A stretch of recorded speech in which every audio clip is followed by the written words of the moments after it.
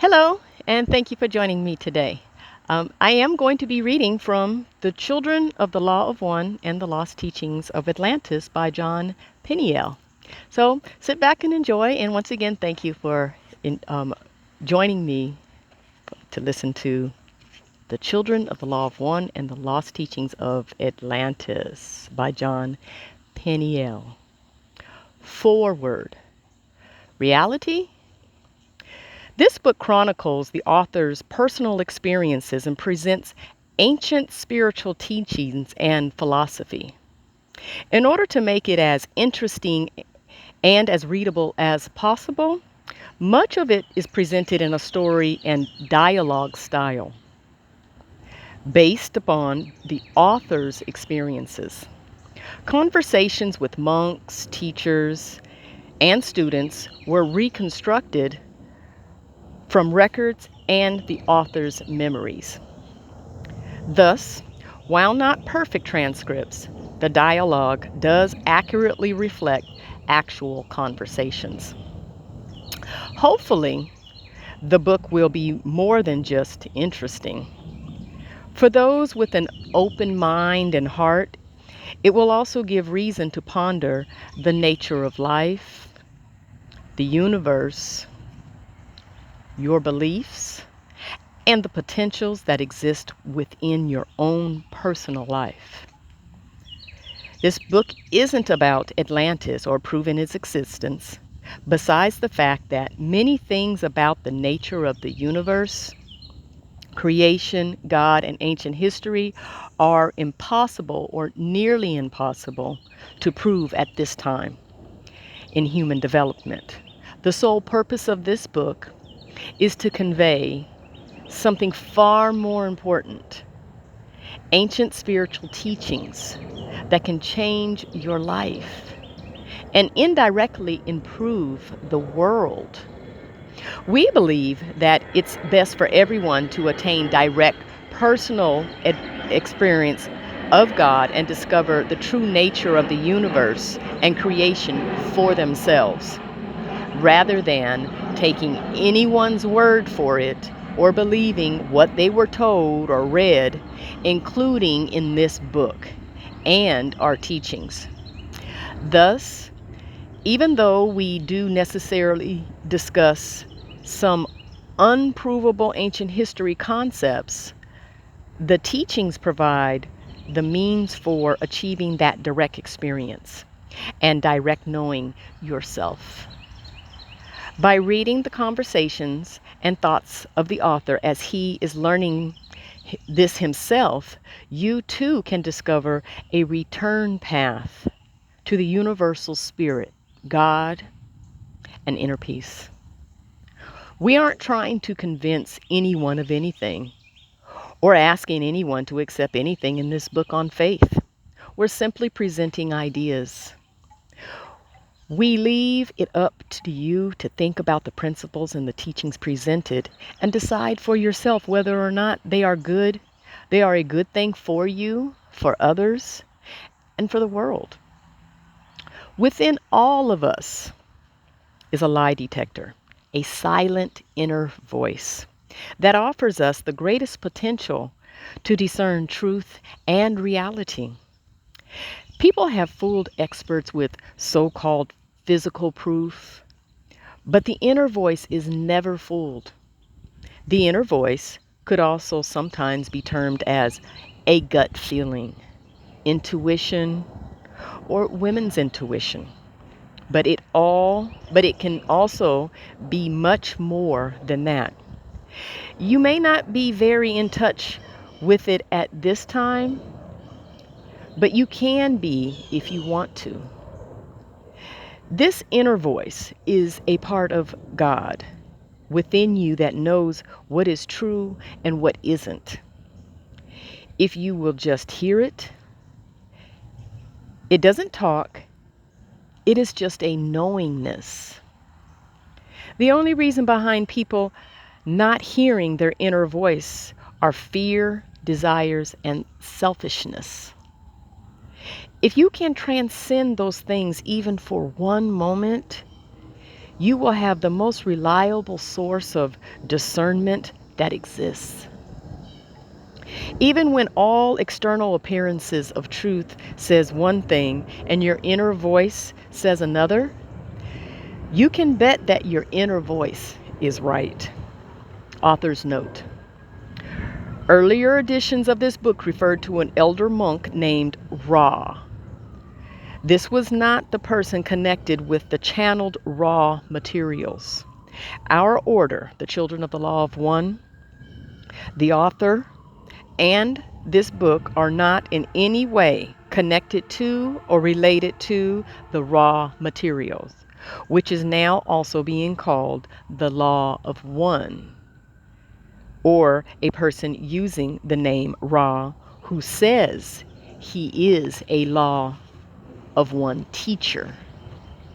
We don't wish to imply anything bad about this person or the materials, but we needed to clarify the situation because some people have thought we were associated. Humor. Seriously. Humor is a very esoteric thing in a way, and most people don't really understand it. Ancient teachings refer to it as the great neutralizer. Most never stop to think why human beings laugh. For one thing, they need to laugh.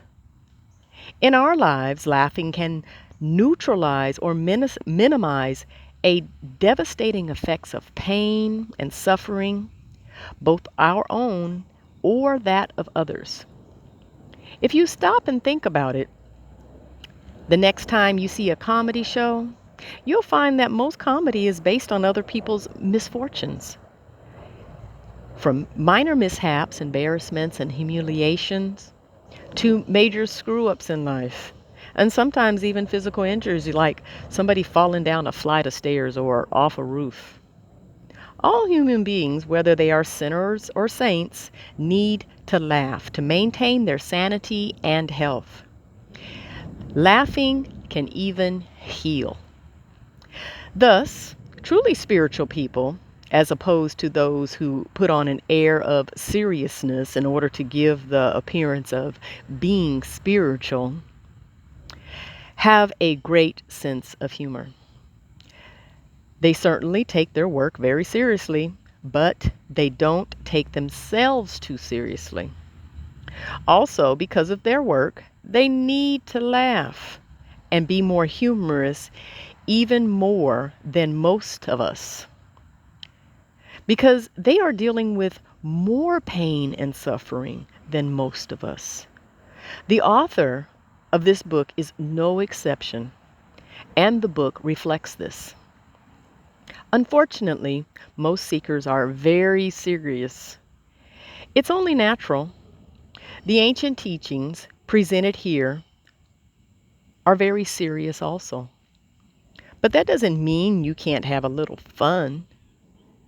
And if you don't take yourself too seriously, you'll be able to enjoy humor where you may find it and perhaps lighten your load just a little bit. Rules of writing. The author knew an English professor who taught English and vocabulary at a university in California. The professor once told him that he taught his students to feel free to invent new words if there wasn't something already just right for what they wanted to communicate. That's how language expands and gives people the ability to more accurately convey their message to others. Subtleties of meanings also often require new words to communicate them properly. The author believes the same concept applies to the use of grammar and spelling. Rules of any kind shouldn't hamper the style or content of any communication, and if they do, we must make up new rules. While writing has certain grammatical rules that are meant to govern it, it is also an art. And if the impact or message can be enhanced by breaking these rules, they should be broken. Using fine art examples as an example, Van Gogh. Van Gogh was criticized and rejected because he didn't follow the proper rules or styles of painting. Yet most people now recognize that he conveyed feelings and sometimes a message that could have only been done by ignoring the rules and expressing himself freely. The author of this book has approached his writing in a similar manner. He has deliberately ignored convention in favor of communicating with the reader in a way he feels is most effective. Much of this is because he wanted the writing to reflect speaking to you.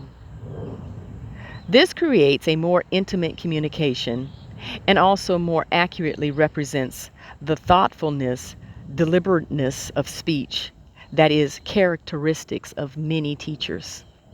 Thus, in this book, you will find odd words, phrases, sentences, odd grammar and punctuation, and odd usage of all the above. It's not because the author is illiterate or due to the lack of professional editing. Some of the differences include, but are not limited to, extra commas. For instance, they may have been deliberately inserted to reflect an enhanced pause.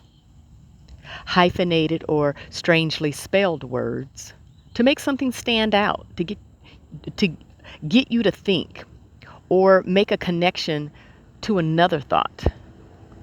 And chronologically, that doesn't follow a linear timeline in order to properly present the teachings.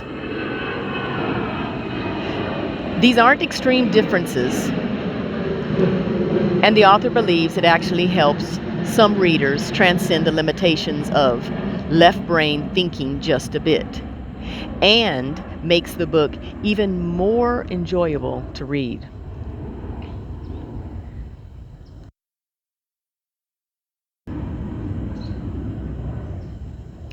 Survivors of Atlantis. Stories of Atlantis. Why do they exist? And where do they come from? Why are they so persistent? And why is the subject of Atlantis so fascinating to so many people? Many scholars now cite archaeological evidence of ancient civilizations that were destroyed by a great catastrophe, which they believe could be the source of the stories. But that raise even more intriguing questions. If Atlantis was once a great civilization, who were the Atlantean people and what were they like? Within the recorded history of many cultures, there are references to the great island continent of Atlantis and its highly sophisticated civilization. Some people dismiss this as myth. Many of these cultures had no contact or knowledge of each other's civilizations. So, why would such diverse ancient peoples, such as the Mayans, the Egyptians, the Hopis, or the Greeks, have the same legend? Plato, a highly respected Greek philosopher and teacher, gives a detailed non-fiction account of Atlantis. Due to that and other factors, many scientists no longer about the existence of Atlantis. Due to that, argue about the existence of Atlantis, just the whereabouts.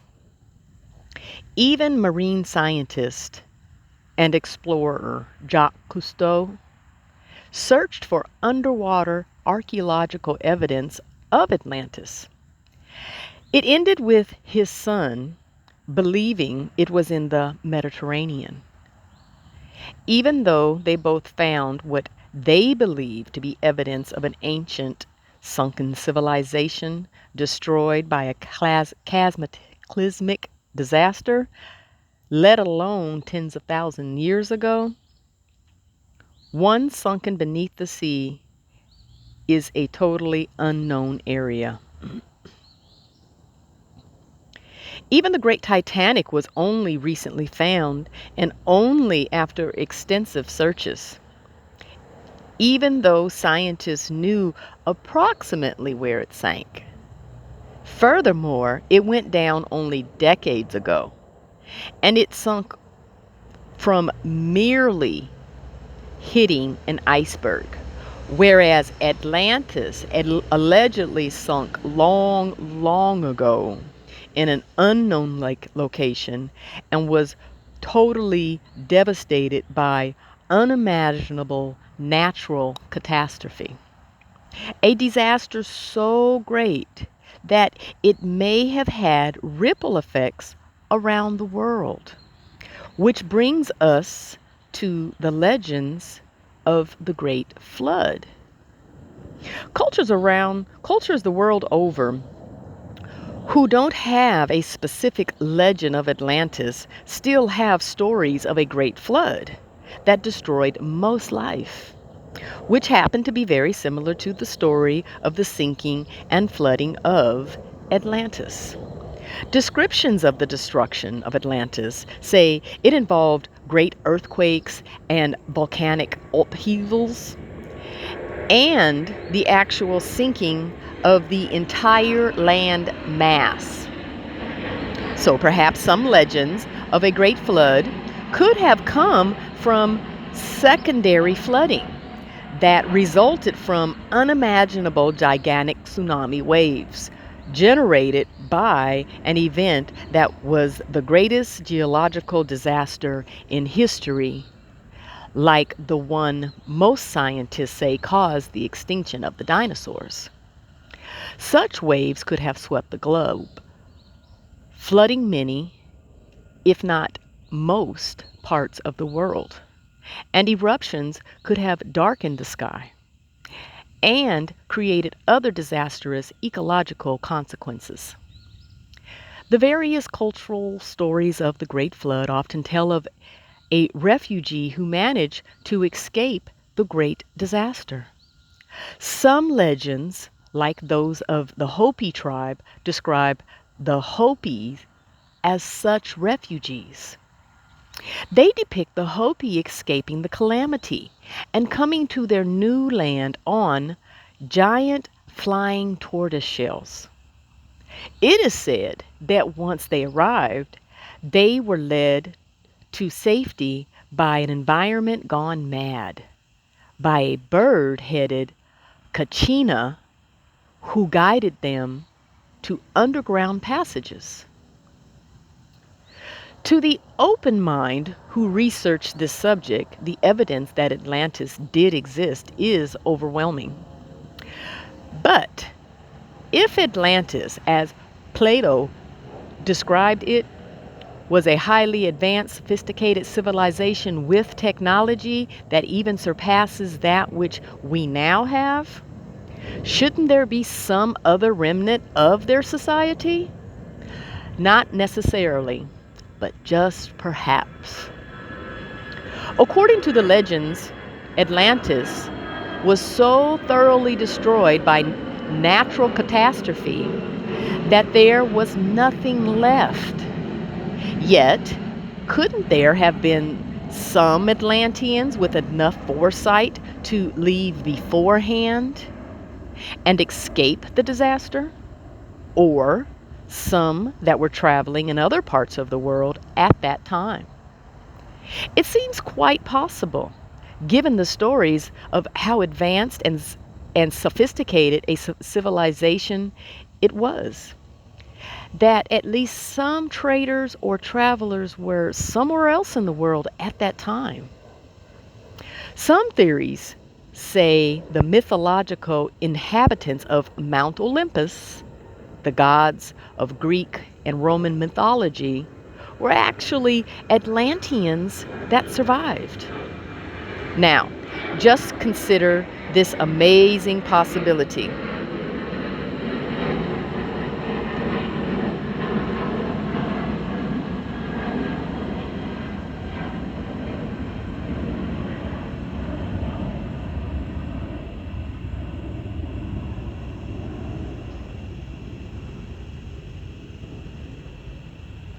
Sorry about that. I will fix that.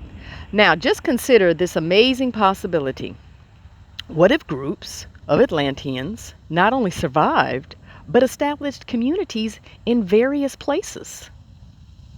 What if they continued to pass on their heritage, their history, philosophy, religion, even to this day? Such people could teach us so much and fill us in on this great missing piece of human history. That is where this book comes in. It was written by a priest whose order traces their lineage from Atlantis to Egypt in the days of the construction of the Sphinx and the Great Pyramid. Oddly enough, this book isn't about Atlantis. It covers some little known ancient history, but only as a necessary background. Instead, the book focuses on the philosophy and spiritual practices that originated there. Atlantis is just ancient history now, but the teachings of their spiritual traditions are still invaluable in the present. Most importantly, though the author brings an urgent message, and rather than a New Age philosophy about life, he presents age-old ways to live by that can really change your life and the world. Fortunately, it's all presented in a fascinating format in which the reader gets to discover everything themselves through the eyes and experiences of a young North American. We get to be with him during his 3 years at a monastery, share his personal trials, and see his changes. We also get to experience some of his amazing encounters after returning to the real world as an enlightened teacher and head of the order. Besides presenting the author's experiences and simple teachings about how to find your own enlightenment, the book has another message for the world. He points out similarities between the present state of affairs in the world and the last days of Atlantis. What if we have come full circle in a historical cycle? You may have heard the saying, those who don't learn from history are doomed to repeat it. The author tells us that our future depends on the choices we make and on what we have learned from our past. If that is true, the story of Atlantis may well be the most important history lesson of all time. But other than feeling in a possibility, vital part of human history, the book gives us something perhaps even more important. It presents us with a beautiful spiritual philosophy that guides us towards a better life through personal growth.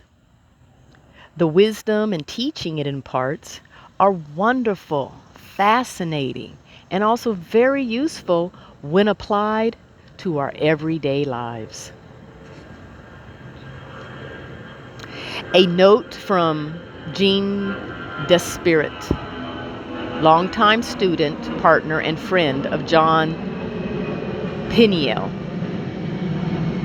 Dear friends, it seems like only last year we published the first edition of the Lost Teachings of Atlantis, yet it also feels like it was another lifetime. Many things have happened in years following the release of John's wonderful book, and while certain events have indicated the further degradation of the state of affairs here on earth, there are also stirrings of the positive, compassion, constructive activism, volunteerism, personal responsibility, and increased awareness in general. So, regarding the state of the world, there's no hope, and there's always hope. Written like a true Zen student. Keep on keeping on. We receive many requests for Jon to make an appearance on radio, on location, or in print media. We also have many folks reaching out for contact and instruction from Jon. Unfortunately, or fortunately, for at least for him, Jon is no longer walking among us in the form that he used as a vehicle in that last lifetime, excuse me. He's moved on to other levels, and I have no doubt that he's still cheerily, passionately, and lovingly zipping about, doing all that he can to assist the greater good for all, whatever, wherever he is, and whatever form he is in. He's a tireless servant of the One. Such a beautiful inspiration to so many of us. We miss him deeply at times. We, while feeling an almost constant, powerful, and organic connection with his beloved presence, essence as well. It's a bittersweet time for many of us in his absence. On that note, our heart goes out to those who have been and would have been hoping to study under his gentle and sometimes very intense tutelage. Never fear. There are plenty of things you can do to evolve. In fact, while there may be apparent setbacks, slip-ups, sidetracks, and seeming deviations, it is destined that each and every one of us grow and attain that legendary, most discussed, and frequently misunderstood state referred to as enlightenment. In fact, try as you might, there's actually no stopping it, only delaying it. Jon used to say that the only thing the negative forces have going on for them is time and delay. Not to be confused with the fact that selfishness is at the root of every problem we have.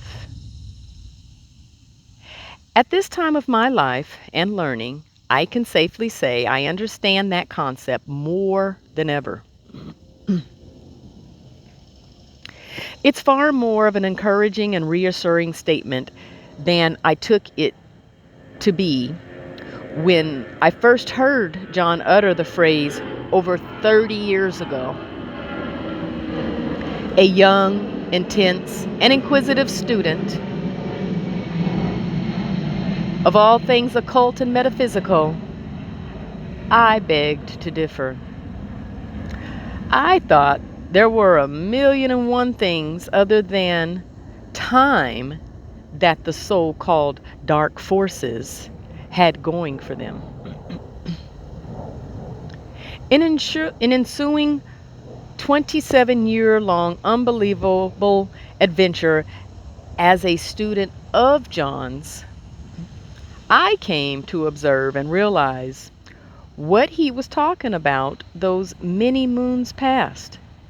There's a certain pleasant peace which enters one's heart When you realize that while wars have been and will be waged, catastrophic storms will rage, tyrants and messiahs will age, her story, get it, will turn the page. And that all will be and is in divine order somehow. It may be hard to perceive sometimes, but it's the truth. Hence, let us proceed resolutely in our quest to be a constant part of the soul of the soul ocean. I'm supposed to say solution of the soul ocean, to perfect our unselfishness, compassion, and courage. Be at peace, armed with knowledge that no matter how tough it gets, no matter how lonely or hard the road, we are assured success. The only thing that will vary is how long you take to get there, depending on your free will choices, which is all a perfect part of the process. And remember, it's not just about the destination, but the journey as well. So enjoy the trip. I have to chuckle as my randomizer has just chosen to put on Bob Marley's Three Little Birds out of my library of over 2,500 songs. What an excellent synchronicity. On the day we parted, John and I spoke about a number of things that he wanted me to oversee and safeguard. One, of course, was making sure that the LTA was still available to folks, along with the continuing my research and completion of our new incarnation of the Golden Rule book and the new Positive Parenting book.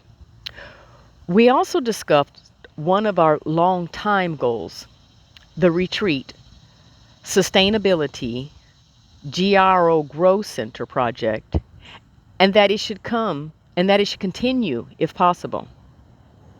I assured him that I'd stick around until it was either completed or in good hands. How does that old joke go? When I arrived on this earth, I was given a number of jobs to do. At this point, I'm so far behind, I'll never die. We regret to say that we have not been able to complete the training center in the Rockies as of the present. It's still on the wish list. Funding, time, and a few other factors have impaired our progress, but only for the moment. You can dam the river, but the water always makes it to the sea.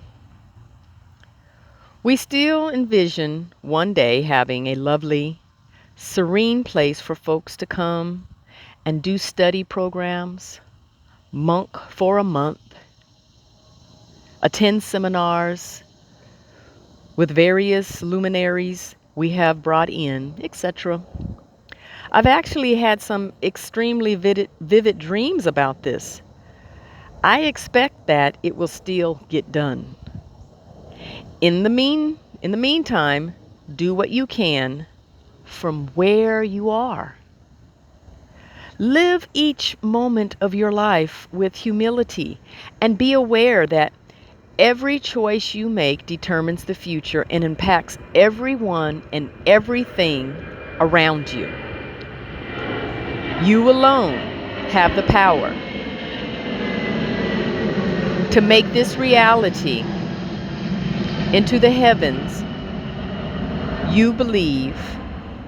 It can be through honing your desires and choices with selfless love and aligning your will to universal will, thereby reawakening your awareness on your oneness with all. In every moment of every day, you can make a much larger difference than you likely realize. It reminds me of a hexagram called Taming Power of the Small, which is in the great and ancient book, the I Ching. While there is not a known location monastery for novices to go to at this time, please know that when a being is truly ready and asking for guidance, whatever they need will indeed come to them. Guaranteed. It's written in the stars themselves. I know that a number of masters on the planet is likely at a very low level right now. But that doesn't mean you cannot grow in compassion, kindness, wisdom, and discipline regardless. The book has a great program in it, which covers philosophy, diet, and meditations. If these are executed with devotion and consistency, they will yield tremendous growth. In fact, I'd wager that unless you have completed something like the program in the book or others like it, meeting the real McCoy, aka a true teacher, would most likely just blow your socks off anyway. You'll still need vigilant self-examination, and ego illumination, excuse me. I've heard it referred to as ego blasting, but I find that a tad harsh or negative, in addition to the program listed in the book. On that front, we hope to soon release the new, updated, and improved Golden Rule book in its second edition. The first was sold out long ago, available now only at rather inflated rates from book collectors and hard to find. We've still got one precious case of a signed special edition which was recently discovered in a storage unit. John and I were working on the new edition at the time of his departure. He completed his portion, and I was then to add mine. Needless to say, it's running a tad late. But it's currently in the works and will be a great tool for your day-to-day growth in these other areas. I'll be posting that on the website when it's available. Sorry for the delay. There are no words that I can use to describe to you the process I've been through since John left. My ability to carry on with the work, heck, with living at all, was severely injured for a bit there, but I'm back in the saddle again. I know he's somewhere in and out there, smiling about that right now. Below are the lyrics to a song that came to me in a dream after John took off. I must admit that I have been rather devastated, but the work continues.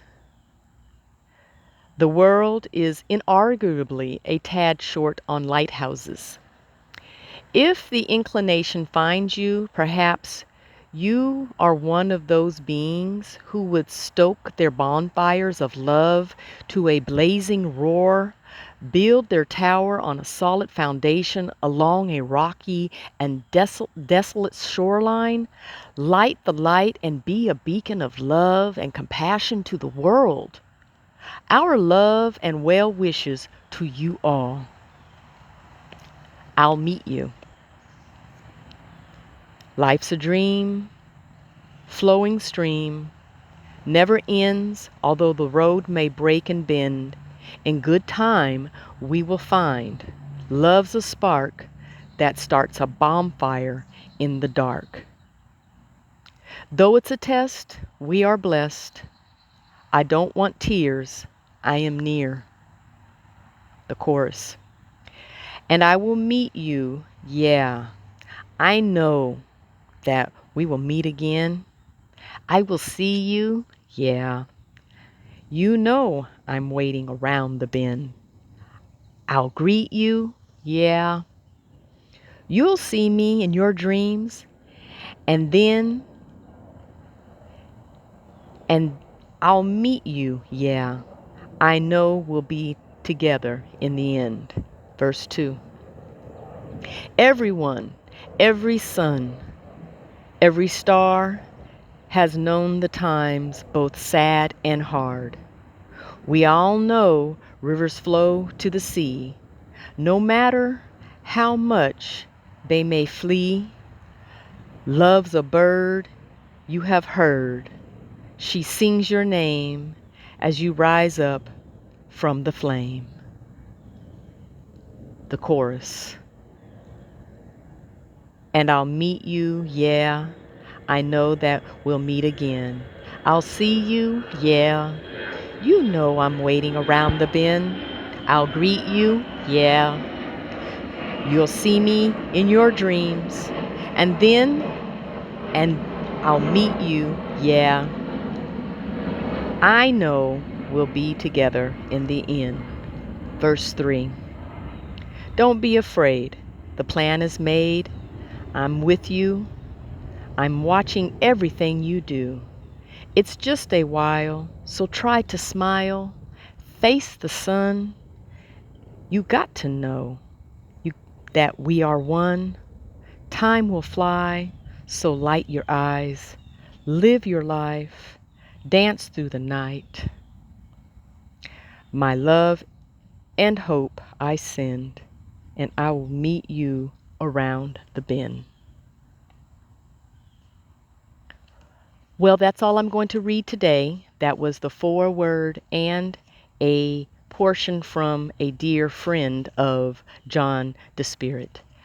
The next video will be the readings of chapter 1, starting at chapter 1 and the children of the law of 1. Thank you again for joining me. Thank you for my first time reading outdoors. I know that you hear the planes over above, but I'm still going to persevere through and continue to read this for you because this book just is gold and it continues to get greater and greater and greater. So thank you again, and until then, love and light.